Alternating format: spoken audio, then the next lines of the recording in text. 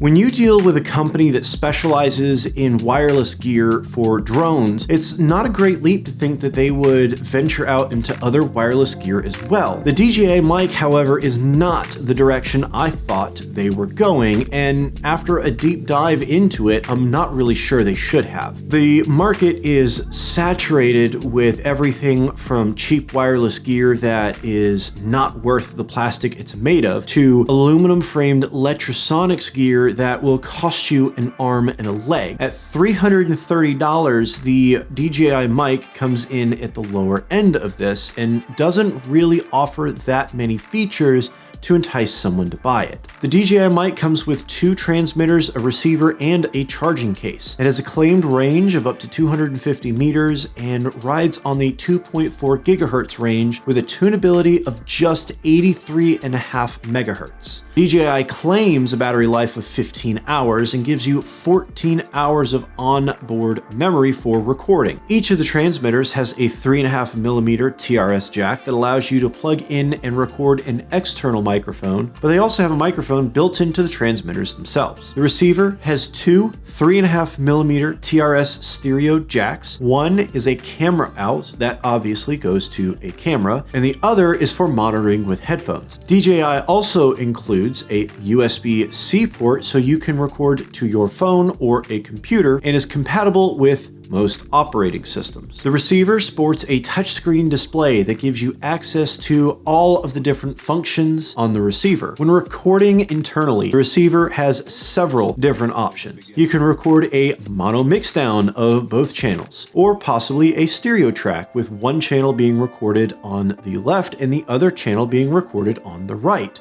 It will also record what they call a safety track at -6 decibels below your recording, just in case you peak your recording track. The receiver has a gain control range of plus or minus 12 decibels, and it's independent for each channel. DJI claims a 5-hour battery life using the internal LiPo batteries. Finally, it records a 24-bit wave audio file to the internal memory, and DJI states, when recording for an extended period, the file will be separated every 30 minutes. Now, taking a look at the transmitters, they're actually extremely light, coming in at just 1 ounce. There's a USB-C port on each of the transmitters for charging, a 3.5mm TRS jack for external mics, as well as a built-in omnidirectional microphone. For the built-in microphone, it has a maximum frequency response of 50 Hz to 20 kHz, and it has a low cut or high pass function that allows you to bring the low end up to 150 Hz. It has a maximum SPL of 114 decibels. It has a battery life of 5 hours and 30 minutes on a single charge. Finally, recording is started with a single press of the record button on the transmitter, and it is stopped with another single press of the record button on the transmitter.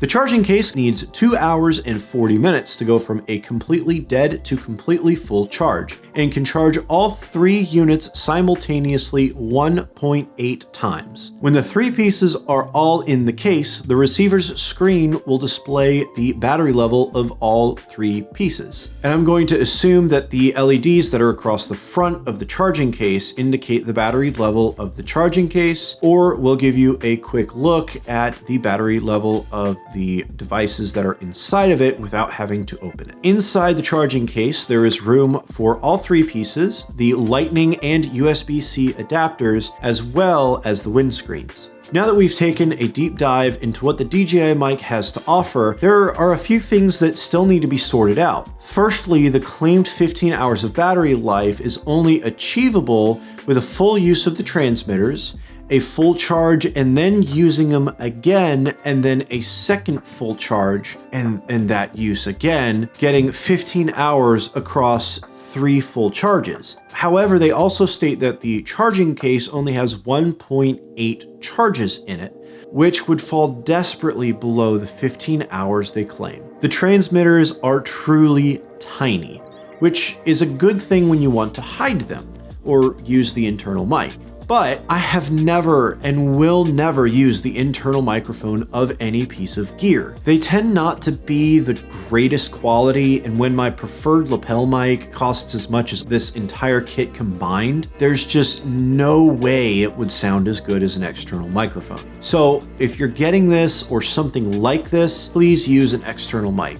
If you still want to use the internal microphone, there are two ways of mounting it to your clothes or your jacket or whatever it is you're going to put it on. There is a clip that, like a traditional clip, clips to your clothes, and there is a magnetic clip. What's funny to me is that the magnet is no less subtle than the clip or just having the transmitter showing. So just don't try to hide it, and if you need to hide it, use an external microphone. Lastly, on the transmitters, the record button on them is just a terrible idea. It should not be on the receiver, or at least it shouldn't be a single press. If you try and use this in a professional setting, the second you give your talent the transmitter, you've given away your ability to start and stop your recordings. And speaking of recordings, if you aren't paying attention to how much audio you've recorded, once you fill up the internal memory of the DJI mic, it rolls over to the oldest file and records over top of it. The DJI mic, in my opinion, is not the greatest on the market. Unique to it is the ability to start and stop the recording from the transmitters, which in certain applications might be handy. It also connects to phones and laptops, but other than that, there are better products out there for general use in videography and content creation. It pairs nicely with some of the other DJI products that are out there, but that's about as far as I would go. DJI might not have made great wireless gear, but in my opinion, neither did Tascam. Check out this video on Tascam's newest field recorder and consider subscribing.